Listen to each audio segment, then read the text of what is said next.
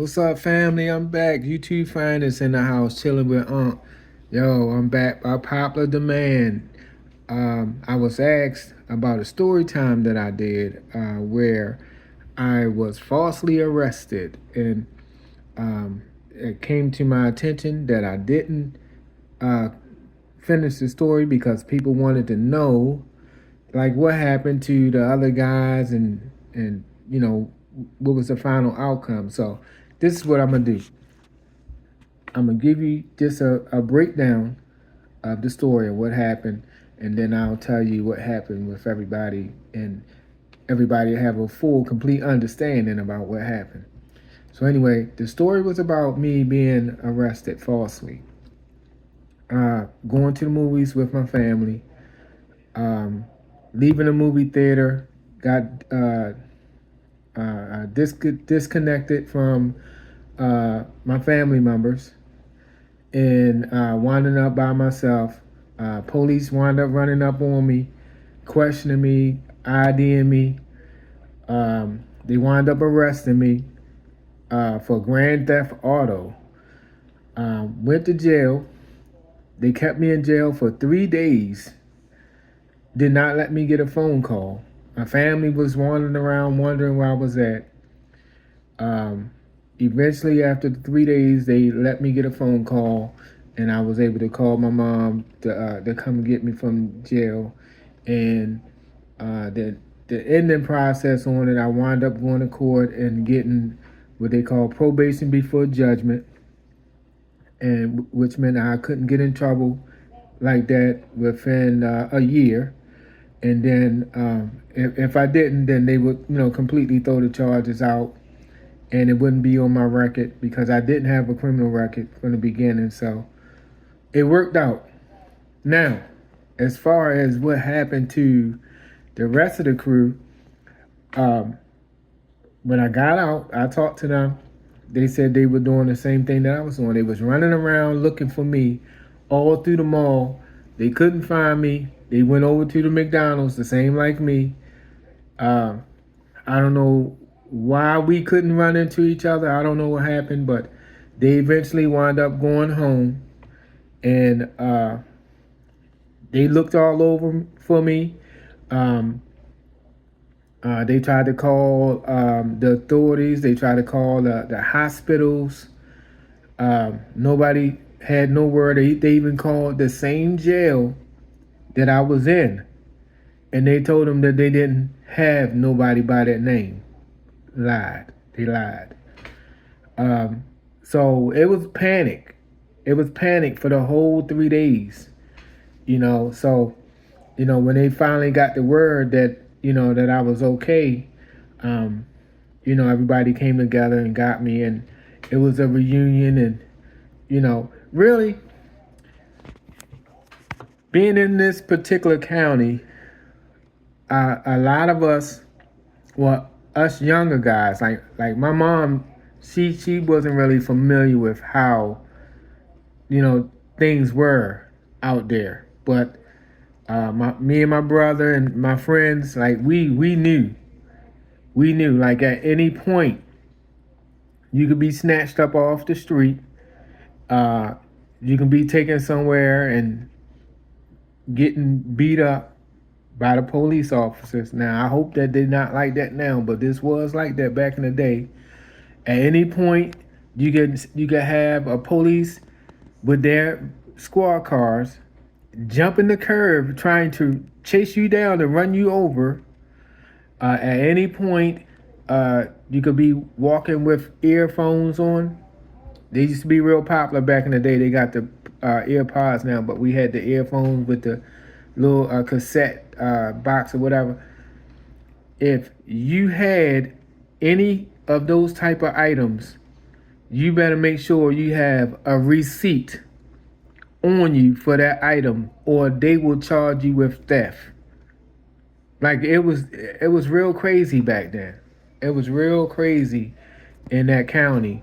And uh, if anybody was to see the police officers and take off running, it would be completely understanding understandable because you know that style that they had out there, like it was crazy.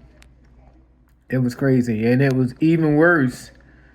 I'm speaking the truth now. It was even worse if we were like socializing with, you know, white girls, like if it was socializing like that, like hanging together, some of them some of them people would get really upset, like, and they would really target, like right in front of them, right in front of the white people that we were hanging with.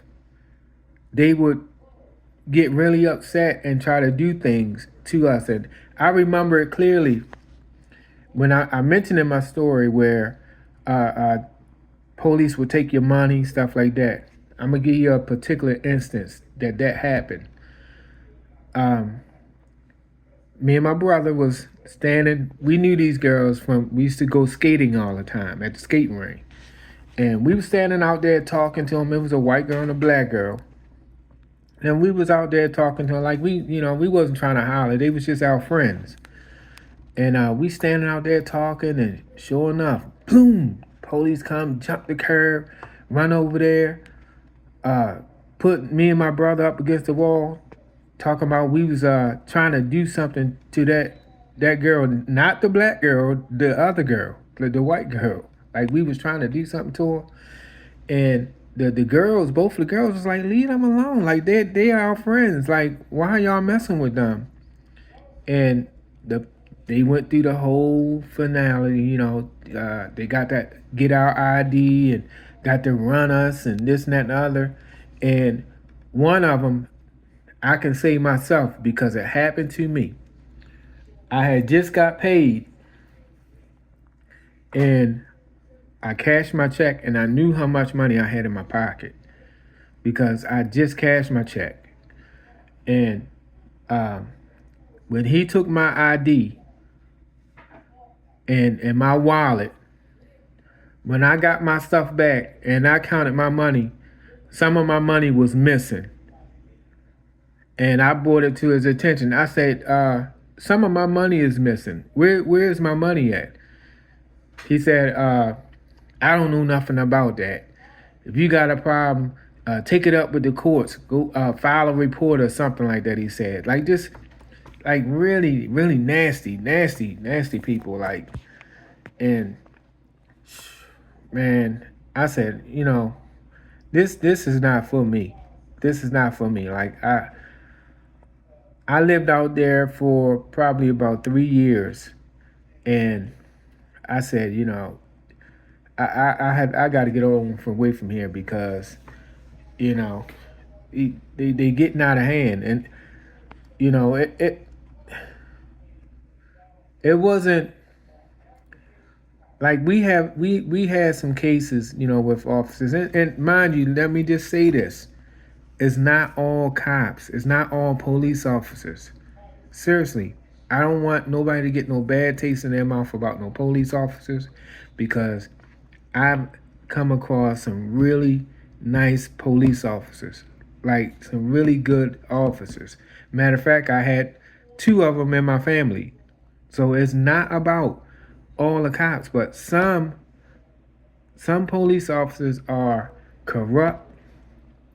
Some police officers are just some of them just get on the force just so that they can act out those feelings that they have being racist towards other races.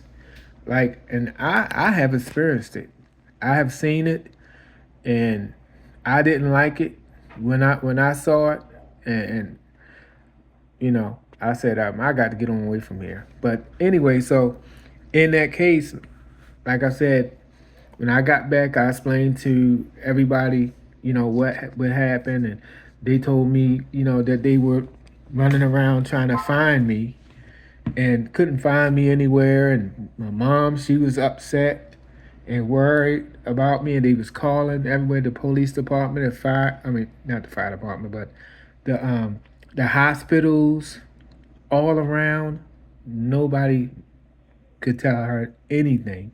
Like you know, my mom said that was the most afraid she's been, in her life, and it's imaginable, a mother and her child is missing and nobody knows anything. Like the police don't know nothing, the hospital don't know nothing. Like I can just imagine how she felt, at that time when they couldn't get a hold of me. So um, the good thing about it is, like I said, I ended up um, getting off of the charges. I got that probation before judgment or whatever. I didn't have to report to no probation officer or nothing like that. Basically, uh, I just had to stay out of trouble, and that's what I did. So after that time came, after a year, I didn't have to go back to court or nothing like that. They just erased it off of my. Well, they didn't put it on. They had it on hold, whether or not they was going to put it on my criminal record. When I didn't get in trouble, it just basically was dismissed. So everything worked out in the end. But after experiencing that, like, and especially to have that female officer, like I said in the story, like she just all in my face and just talking and screaming and spit coming out of her mouth, getting on me, like that was gross, that was disgusting.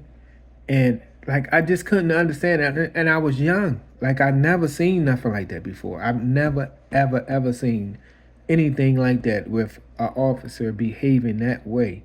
So it really shocked me, and it really hurt me at the same time, because I was taught to respect people, and I would never have, you know, went off on anyone like that, being disrespectful like that. Like, you know, I believe in giving everybody their fair chance, uh, to have respect or to get my respect. And, uh, that was foul. That was kind of bad. So, anyway, when it was all said and done, like, I made it out of that county and I didn't go back. I think I went up that way a couple of times to visit.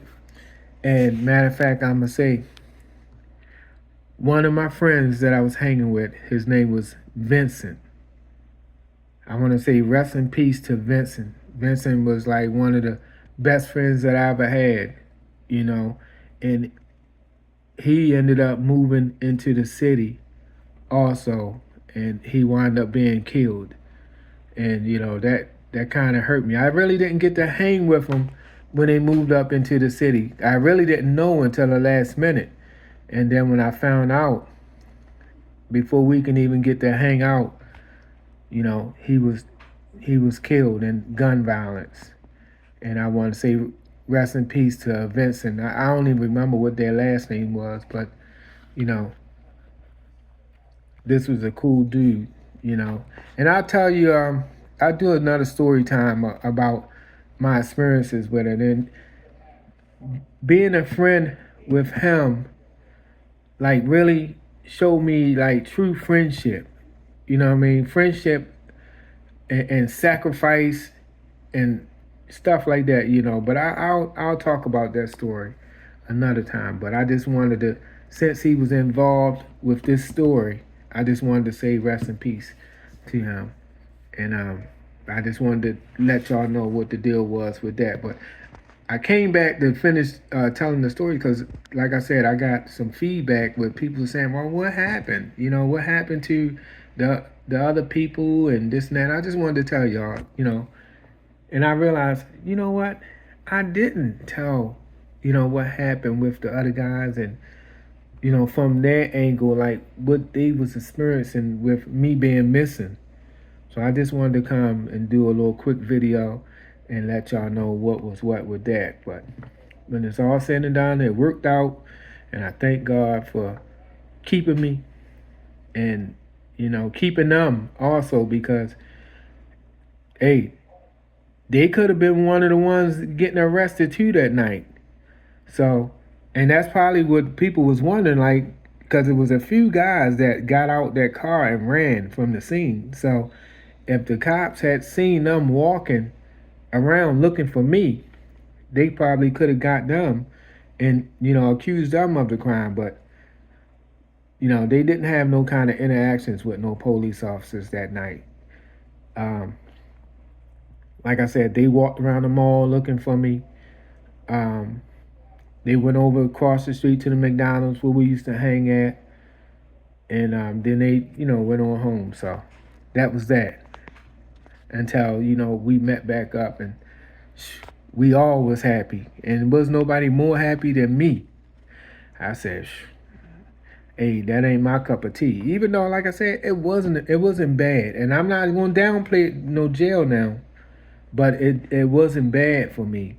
I did. I wasn't in jail with no bunch of people or nothing. I was just in a cell. They just held me in a cell for 3 days and didn't let me get a phone call. And but that was tough. Being a young man and not having no kind of experience like that before, that was tough. So that was that. But anyway, that's all I got, y'all. I just wanted to do a follow up, and I just want to take this time to say, man, I appreciate y'all, man. I appreciate y'all for holding it down with me.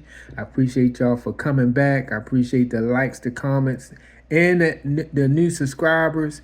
I love all of y'all, man. And I'm going to keep trying to bring some good content for y'all, give you some good stories. I got a lot of them. Look, a brother done been through some stuff. And I have a lot of encouragement to give. I have a lot of stories, some funny, some serious, but I hope that you stay tuned and tune in with me and come back and continue to support me. And, I love y'all and thank you. But till the next time, love, peace, and blessings, period.